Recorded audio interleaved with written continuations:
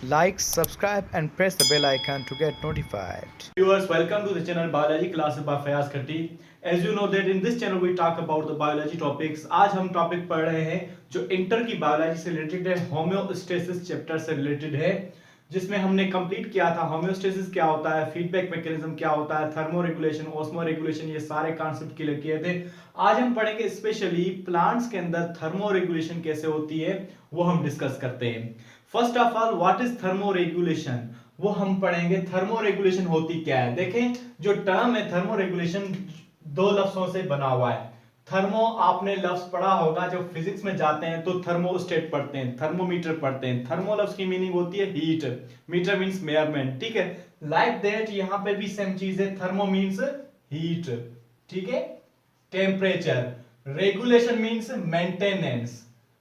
So it is a process or it is a phenomenon or it is a aspect, ये एक तरीका है जिसकी वजह से प्लांट्स के अंदर टेम्परेचर की जो लिमिट होती है उसको मेंटेन किया जाता है। This is called thermoregulation. It is a mechanism of regulation of temperature up to the normal limit is called thermoregulation. Thermoregulation is a maintenance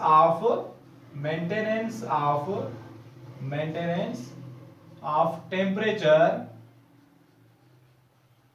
up to the normal limit, ठीक है। जो भी टेम्परेचर होता है normal limit का, वही उसको maintain करने को कहते हैं थर्मोरेगुलेशन।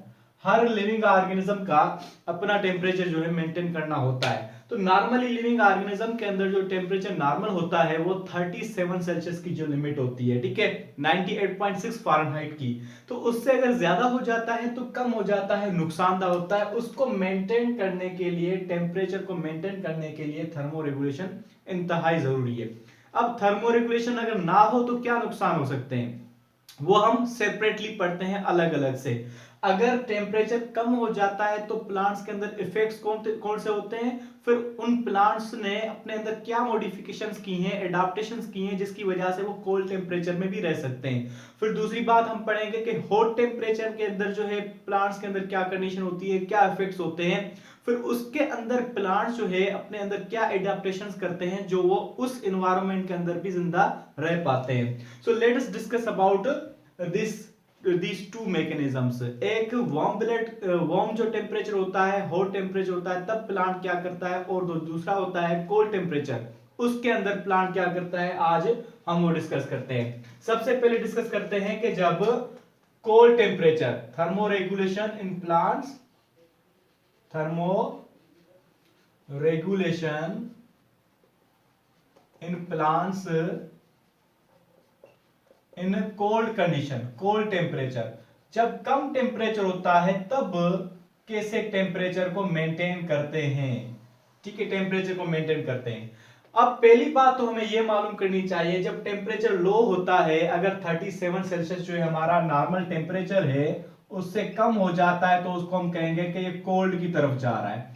अगर बढ़ता है तो हम कहेंगे कि हॉट की तरफ जा रहा है। तो जब कोल्ड की तरफ जाता है तो प्लांट के अंदर क्या नुकसान हो सकते हैं, क्या इफेक्ट करता है, जिसकी वजह से उसको मेंटेन करना जरूरी है। अगर इफेक्ट ना होता तो थर्मोरेगुलेशन की जरूरत भी नहीं होती।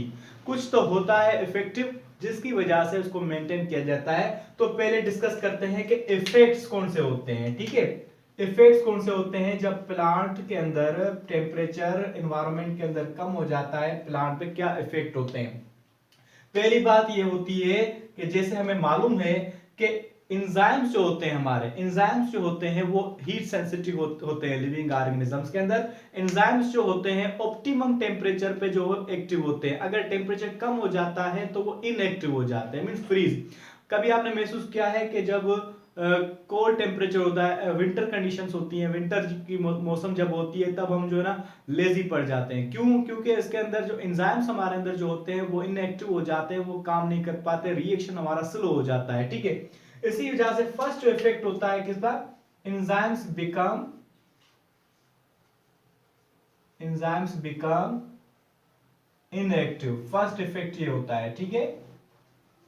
दूसरा इफेक्ट क्या होता है, दूसरा इफेक्ट ये होता है कि सेल के अंदर जो मटेरियल होता है, फ्लूइड होता है, स्पेशली वाटर जो कंटेंट होता है सेल के अंदर वो 90% होता है। हमने पढ़ा था सेकेंड चैप्टर के अंदर, फर्स्ट ईयर के अंदर बायोमॉलिक्यूल्स के अंदर 70 to 90% वाटर हमने पढ़ा था कि ऐसे होता है, बाकी 10% जो है dry weight of the cell होता है। ठीक है, तो वो मटेरियल वाटर जो है 90% वो क्रिस्टल की फॉर्म में बन सकता है और फ्रीज हो सकता है, और फ्रीज होने की वजह से प्लांट को नुकसान हो सकता है। क्लियर। उसके अलावा ये है कि प्लांट के अंदर जो सेल मेम्ब्रेन है उसके अंदर भी फ्रीजिंग हो जाती है मटेरियल्स की, और मेम्ब्रेन के अंदर जो फ्रीजिंग होने की वजह से क्या होगा कि मटेरियल की ट्रांसपोर्ट में रुकावट हो जाएगी। ठीक है, तो ट्रांसपोर्टेशन में रुकावट हो जाएगी, कोई चीज अंदर ना आ सकेगी, ना ही कोई चीज बाहर जा सकेगी, तो जो सेल है वो डेड भी हो सकता है। So these are the effects which occur when temperature is going to below than the normal limit. ठीक है, अब उसके अंदर इस कंडीशंस के अंदर जो है प्लांट्स को टेम्परेचर को मेंटेन करना होगा, वरना वो डेड हो जाएगा। तो वो कैसे मेंटेन करते हैं? अब हम आते हैं एडाप्टेशंस की तरफ। एडाप्टेशन कैसे करते हैं, प्लांट किस तरह से अपने आप को इस टेम्परेचर से बचाते हैं, कोल्ड टेम्परेचर से। फर्स्ट ऑफ ऑल, जैसे ही टेम्परेचर जो है कोल्ड होना शुरू होता है नॉर्मल कंडीशन से, तो ये अपने आप को बचाने के लिए क्या करते हैं, अपने अंदर अनसैचुरेटेड फैटी एसिड्स को इंक्रीज करते हैं। अनसैचुरेटेड फैटी एसिड्स को एसिड्स आर इंक्रीज्ड। ठीक है, अब वो क्यों करते हैं अभी मैं बताता हूं।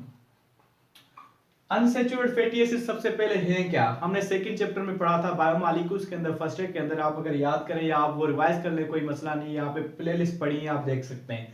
तो अनसैचुरेटेड फैटी एसिड्स वो होते हैं जो लिक्विड होते हैं एट रूम टेम्परेचर। ठीक है, ऑयल्स होते हैं प्लांट्स के अंदर, तकरीबन प्लांट जो है उनके अंदर ऑयल होता है। अच्छा, ऑयल की प्रॉपर्टी ये है कि जब हमारे पास जो घी होता है वो नॉर्मल कंडीशन में हमारे पास जो है वो लिक्विड टाइप होता है, लेकिन थोड़ा सा ही जब टेम्परेचर लो होने लगता है तो वो फ्रीज होना शुरू होता है। उसकी जगह पे अगर ऑयल होता है प्योर तो वो नहीं होता फ्रीज होने में उसको ज्यादातर जो है फ्रीजिंग पॉइंट चाहिए होती है। सेम इसी तरह अगर प्लांट के सेल के अंदर सैचुरेटेड फैटी एसिड ज्यादा होंगी तो जल्दी से फ्रीज हो जाएंगी, उसकी जगह पे अगर अनसैचुरेटेड फैटी एसिड होंगी तो इतना जल्दी फ्रीज नहीं होंगी, और सेल्यूलर कंटेंट जो है सुपर कूल हो जाएगा, लेकिन वो फ्रीज नहीं होगा। और फ्रीज ना होने की वजह से क्या होगा, वो टेम्परेचर जो है इतना जो है टेंशन नहीं होगा कि टेम्परेचर लूज हो गया और जो उनकी ट्रांसपोर्टेशन रुक जाए वगैरह, ऐसा कोई मसला हो सके। तो ये चीज फर्स्ट एडाप्टेशन ये होती है। दूसरी एडाप्टेशन ये होती है कि ये अपने अंदर इंक्रीज सॉल्यूट मटेरियल्स जो होते हैं ये अपने अंदर बढ़ा देते हैं प्लांट्स। जब अचानक से, ये तो नॉर्मली थोड़ा टेम्परेचर अगर कम होने लगता है तो ये कंडीशन ये चीज करते हैं, लेकिन अगर अचानक से टेम्परेचर कम होने लगे तो ये क्या करते हैं, तब इंपॉर्टेंटली क्या चीज होती है इनके लिए करने के लिए इमरजेंसी में, वो ये करते हैं कि दीज इंक्रीज सॉल्यूट मटेरियल्स, ये अपने अंदर सॉल्यूट की कंसंट्रेशन बढ़ा देते हैं। देखें, अगर डायरेक्टली टेम्परेचर जो है डिक्रीज होता है तो इनका जो वाटर, हमें पता है कि 90% वाटर होता है सेल के अंदर, वो अचानक से फ्रीज हो जाता है। अचानक से जब फ्रीज हो जाता है तो क्रिस्टल बन जाते हैं वाटर के।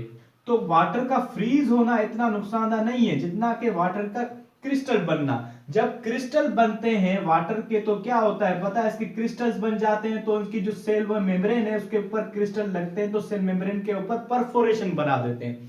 परफोरेशन मीन सुराख बना देते हैं, क्योंकि उसकी नोकीली चीजें नीडल्स लाइक होते हैं ना क्रिस्टल्स, तो वो उसकी सेल मेम्ब्रेन को ना चीर देते हैं, उसकी वजह से सेल जो बर्स्ट हो सकता है। ठीक है, अब उसको उसने बचाना है, क्या किससे बचाना है कि क्रिस्टल फॉर्मेशन ना हो, तो वो अपने अंदर क्या करते हैं, दीज इंक्रीज सॉलिड मटेरियल्स। आपको पता है सॉलिड मटेरियल्स जब हम इंक्रीज करेंगे तो सॉलिड मटेरियल्स की जो फ्रीजिंग पॉइंट होती है हाई होती है, इतनी वाटर की तरह नहीं होती। ठीक है, तो उस फॉर एग्जांपल जो है किसी भी पानी के अंदर, किसी भी बर्फ के अंदर जो है हम जो है नमक लगा के रखते हैं तो वो पिघलती कम में देर लगाती है, लेकिन अगर नमक के बगैर है तो वो जल्दी से जो है पिघल जाती है। सेम उसी तरह से उसको जो है फ्रीज करने के लिए भी यही चीज, यहाँ पे भी हमने सॉल्यूट की कंसंट्रेशन अगर जब बढ़ाएंगे उसके अंदर तो वाटर की कंसंट्रेशन पे इफेक्ट होगा और वो क्या होगा, फ्रीजिंग पॉइंट जो है उसकी कम हो जाएगी और इतना फ्रीज नहीं करेंगे बल्कि सुपर कूल हो जाएंगे। सुपर कूल होने की वजह से क्या होगा,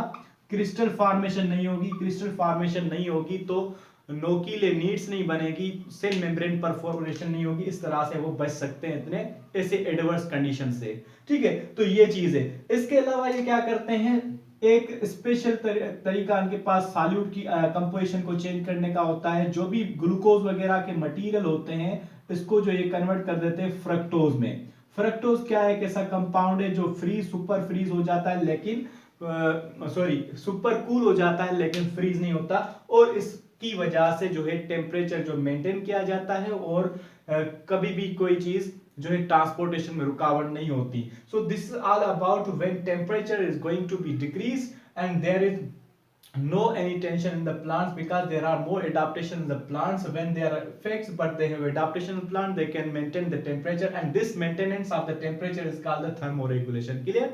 अच्छा, अब हम जाएंगे कि टेम्परेचर जब हाई हो जाता है प्लांट्स के अंदर, एनवायरनमेंट के अंदर टेम्परेचर जब हाई हो जाता है तब क्या होता है। ठीक है, अब मेरे साथ जुड़े रहिए, ये भी हम पढ़ेंगे। अब आपने अगर स्क्रीनशॉट ले लिया हो तो इसको मैं मिटा दूं, आप स्क्रीनशॉट ले लें।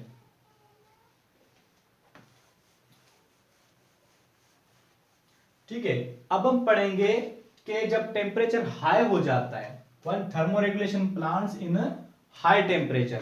हाई टेम्परेचर क्या होता है, जब टेम्परेचर हाई हो जाता है तो प्लांट्स के ऊपर इफेक्ट क्या होते हैं। इफेक्ट के अलावा फिर ये चीज भी हम पढ़ेंगे कि उसके मॉडिफिकेशंस या एडाप्टेशंस कैसे होती है प्लांट्स के अंदर। ठीक है, जब टेम्परेचर हाई हो जाता है तो इफेक्ट्स पहले पढ़ते हैं कि प्लांट्स के ऊपर इफेक्ट्स कैसे पड़ते हैं। फर्स्ट ऑफ ऑल वही चीज आ जाती है कि हमारे अंदर जो है एंजाइम्स ज्यादा मिकदार में होते हैं जो रिएक्शन करवाने के लिए काम आते हैं। जब टेम्परेचर हाई होता है तो क्या होगा, एंजाइम्स जो है हमें पता है कि हीट सेंसिटिव होते हैं। ठीक है, जब टेम्परेचर डिक्रीज होता है तो कोल्ड हो जाता है, इनएक्टिव हो जाते हैं। लेकिन हाई टेम्परेचर होना ज्यादा नुकसानदायक होता है लो टेम्परेचर होने से, क्योंकि एंजाइम्स की जो प्रोटीन्स होती हैं, प्रोटीन्स के बने होते हैं तो वो उनकी स्ट्रक्चर जो है डिनेचर हो जाती है। डिनेचर होने की वजह से वो डिस्ट्रॉय हो जाते हैं, कह सकते हैं। फिर वो दोबारा जो है बिल्कुल कम चांसेस में जो है बन सकते हैं। तो ये बहुत ज्यादा नुकसानदायक एक तो इफेक्ट ये होता है। ठीक है, अब मेन जो इफेक्ट ये, इसके अलावा भी इफेक्ट्स हैं लेकिन मेन ये। अब इसको बचाने के लिए ये क्या करेंगे। ठीक है, अब इसकी एडाप्टेशंस पढ़ते हैं। How do these plants adapt themselves in these environment when temperature is high। ठीक है, टेम्परेचर हाई हो जाता है तो कैसे ये मेंटेन करते हैं। अच्छा, पहली बात यह है कि जब टेम्परेचर हाई हो जाता है तो रेट ऑफ ट्रांसपायरेशन ये इंक्रीज कर देते हैं। Rate of transpiration is increased. ठीक है, ट्रांसपायरेशन का रेट इंक्रीज करने से क्या होता है, हमें पता है कि evaporation is cooling process. Evaporative ये कूलिंग करते हैं, जैसे ही पानी बाहर निकलता है तो नीचे वाला ऐसा जो पानी रहता है वो कूल रहता है। इस तरह से ये जो है जैसे टेम्परेचर बढ़ता है तो उसे। और दूसरी बात यह है कि 40 सेल्सियस से ज्यादा टेम्परेचर बढ़ता है तो प्लांट्स के अंदर जो ट्रांसपायरेशन का रेट कम हो जाता है, डिक्रीज हो जाता है, क्योंकि पानी लॉस ना हो जाए ज्यादा प्लांट के अंदर तो फिर वो नुकसानदायक हो जाएगा। ठीक है, तो 40 सेल्सियस से अबव जो है ट्रांसपोरेशन रुक जाती है। कैसे रुक जाती है, स्टोमेटा जो है वो क्लोज हो जाते हैं। अब स्टोमेटा भी क्लोज हो गए तो फिर प्लांट्स के अंदर किस तरह से, अब ये डाई हो सकते हैं, एवापोरेशन भी नहीं हो रही तो ये डाई हो सकते हैं। फिर ये कैसे मेंटेन करते हैं, जब 40 सेल्सियस से अबव टेम्परेचर होता है तो इनके अंदर स्पेशल टाइप के प्रोटीन जो हैं ऑलरेडी मौजूद होते हैं लेकिन वो एक्टिव हो जाते हैं, जिसको कहते हैं हीट शॉक प्रोटीन्स। क्या, हीट शॉक प्रोटीन्स जो है वो एक्टिव हो जाते हैं। वो फिर एक्ट करते हैं एज इंसुलेशन। जैसे कि फॉर एग्जांपल ये एक एंजाइम है। ठीक है, हमने पढ़ा था एंजाइम के अंदर एक्टिव साइट वगैरह होती है, तो इस तरह से स्ट्रक्चर फॉर एग्जांपल एक एंजाइम की है तो इसके ऊपर क्या होते हैं, हीट शॉक प्रोटीन्स जो है एक दीवार की तरह खड़े हो जाते हैं, पूरा इंसुलेशन देते हैं एंजाइम को, तो ताकि वो एंजाइम जो है वो बर्स्ट ना हो सके, एंजाइम के अंदर टेम्परेचर को, हीट को अंदर नहीं आने देते। तो इस तरह से टेम्परेचर जो है वो नहीं आ जाता इसके एंजाइम के अंदर, वो एंजाइम जो है वो एक्टिव रहते हैं, डाई नहीं करते। So this is how temperature is regulated in plants in both conditions, when the temperature is low and when the temperature is higher. Okay, इस तरह से वो मेंटेन करते हैं। इसके अलावा प्लांट्स के अंदर और भी फिजिकल जो मॉडिफिकेशन होती है, जैसे कि शाइनी स्टेम बनाते हैं, इन प्लांट्स के अंदर शाइनी स्टेम होती है ताकि ज्यादा से ज्यादा जो है सनलाइट को रिफ्लेक्ट कर सके, ताकि हीट उनके अंदर ना हो। ठीक है, इस तरह से इनके अंदर जो है लीव्स जो है वो कर्व्ड होते हैं, या उनके जो लेमिना जो है बिल्कुल कम किए जाते हैं ताकि उसको उतना टेम्परेचर ना लगे और डेड होने का उनको डर ना लगे। So these are all the adaptations of the plants when temperature is high and low. If you are the new at the channel, अगर आपको ये वीडियो मुझे मेरी पसंद आई हो तो आप सब्सक्राइब करें और लाइक करें और अपने दोस्तों के साथ शेयर जरूर करें। आपको मालूम है कि मैं ये जो वीडियोस बनाता हूँ वो उन बच्चों के लिए है जो ट्यूशन अफोर्ड वगैरह नहीं कर पाते, तो उनके लिए आप सब्सक्राइब करें, अपने दोस्तों के साथ शेयर करें, इंशाल्लाह उनको भी फायदा होगा। शुक्रिया।